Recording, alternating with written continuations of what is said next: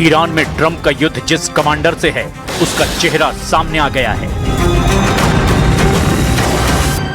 Netanyahu को Iran में जिस जनरल से निपटना है उसका पता लग गया है। ईरान का वॉर कमांडर उस धुरंधर का भी बॉस है जिसके लिए खूंखार कुद्स लड़ा के मर मिटते हैं। ये नाम है मेजर जनरल अहमद वहीदी। उनका ओहदा ईरान के इस्लामिक रिवॉल्यूशनरी गार्ड कोर के बॉस का है। वो अमेरिका इजराइल युद्ध के वॉर कमांडर के तौर पर कुख्यात हो गए हैं, जिसने ट्रंप की धड़कनें बढ़ा रखी है, जिसने नेतन्याहू की टेंशन दोगुनी कर दी है, जिसने भारी देशों की वजीहत कर डाली है, जिसने अमेरिका से समझौता नहीं युद्ध को चुना। ये वही कमांडर है, ईरान का सुपर लड़ाका अहमद वहीदी। इसी के इशारे पर यह युद्ध दोबारा शुरू हुआ है। कमांडर वहीदी ने इस्लामाबाद में जनरल मुनीर को राह ताकने पर मजबूर कर दिया। कमांडर वहीदी ने ट्रंप को सीज फायर बढ़ाने के लिए बेबस किया है। कमांडर वहीदी तय कर रहे हैं कि जंग कहां तक की जाएगी। उन्होंने ऑर्डर दे रखा है कि हॉर्मुज स्ट्रेट से अमेरिका को खदेड़ भगाने तक हमला होगा। वहीदी ने ऐलान किया है कि हॉर्मुज में जो आए उसे तबाह करना है। ट्रंप के नए डील ऑफर के बाद भी कमांडर वहीदी का गुस्सा शांत नहीं हुआ है और इस वजह से हॉर्मुज तेल गलियारे में ईरान ने बड़ा एक्शन ले लिया है। ईरान के रेवोल्यूशनरी लड़ाकों ने 2 जहाजों पर हमला कर दिया। ब्रिटिश रॉयल नेवी के मुताबिक 22 अप्रैल को हॉर्मुज में ईरान ने 3 जहाजों पर हमला किया। इसके साथ ही ईरान ने ओमान तट पर एक जहाज को गनबोट से धुआं कर दिया। ईरान का स्टैंड बिल्कुल क्लियर है। हॉर्मुज से ट्रंप नाकाबंदी हटाएं, ईरान की बनाई शर्तों पर हामी भरें, फिर ईरान समझौते पर सोचेगा। अगर इस बीच अमेरिका इजराइल ने ईरान पर हमले की गलती की तो फिर बदला किस तरह से लिया जाएगा, अब जरा ये भी सुन लीजिए। سخنگوی قرارگاه مرکزی خاتم الانبیا در پی تهدیدهای مکرر رئیس جمهور امریکا و فرماندهان ارتش متجاوز و تروریست این کشور با تأکید بر آمادگی کامل هشدار داد نیروهای مسلح جمهوری اسلامی ایران در صورت تجاوز و هر گونه اقدام علیه ایران اسلامی بلافاصله به اهداف از پیش تعیین شده قدرتمندانه هجوم می‌آورند و به امریکای متجاوز و رژیم کودککش صهیونیستی شدیدتر از قبل درس عبرت دیگری خواهند داد. अमेरिका की नाकेबंदी के बावजूद हॉर्मुज में ईरान पूरी तरह से हावी है। ईरान के लड़ाकों ने हॉर्मुज में जिन 2 जहाजों को जब्त किया उसकी डिटेल भी रिलीज की है।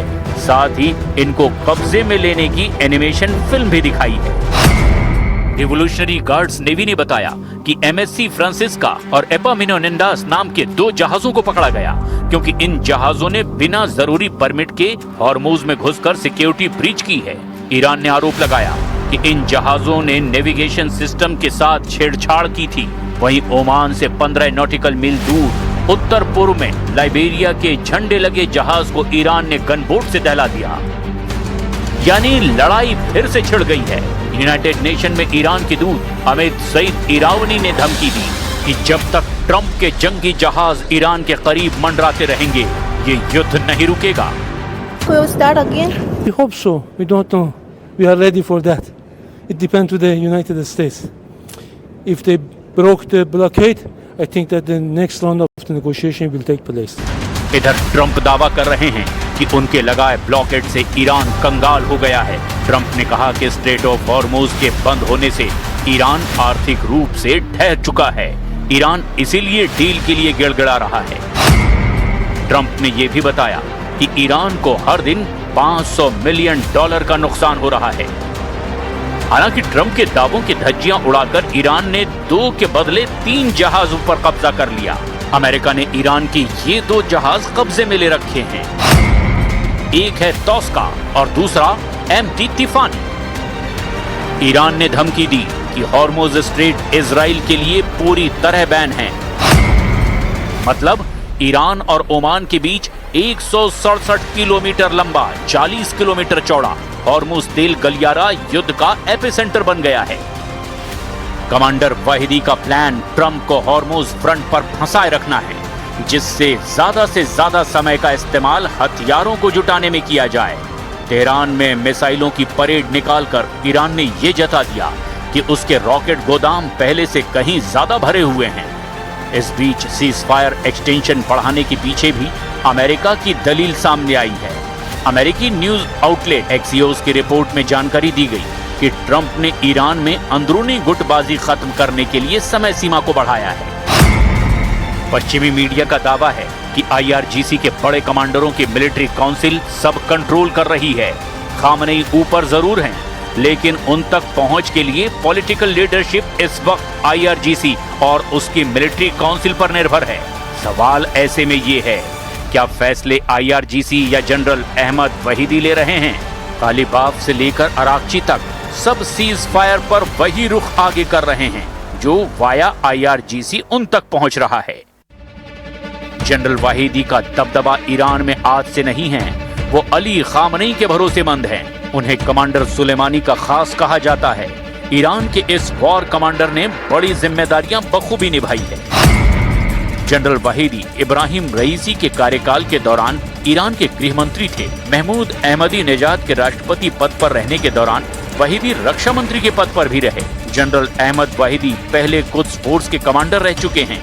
वो भी कासिम सुलेमानी की इस एलिट यूनिट के कमान संभालने के पहले की बात है।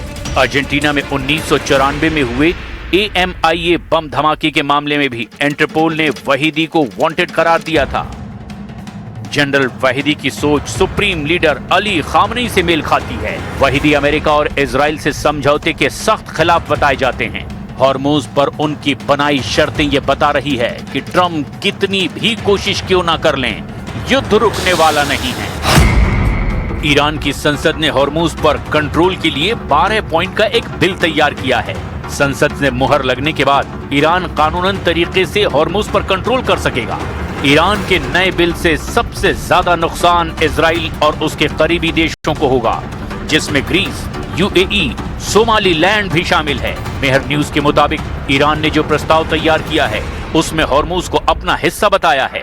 इस प्रस्ताव में कहा गया कि जिन देशों ने जंग में अमेरिका को नुकसान पहुंचाया है उनके जहाजों को हॉर्मुज से गुजरने की मंजूरी नहीं दी जाएगी।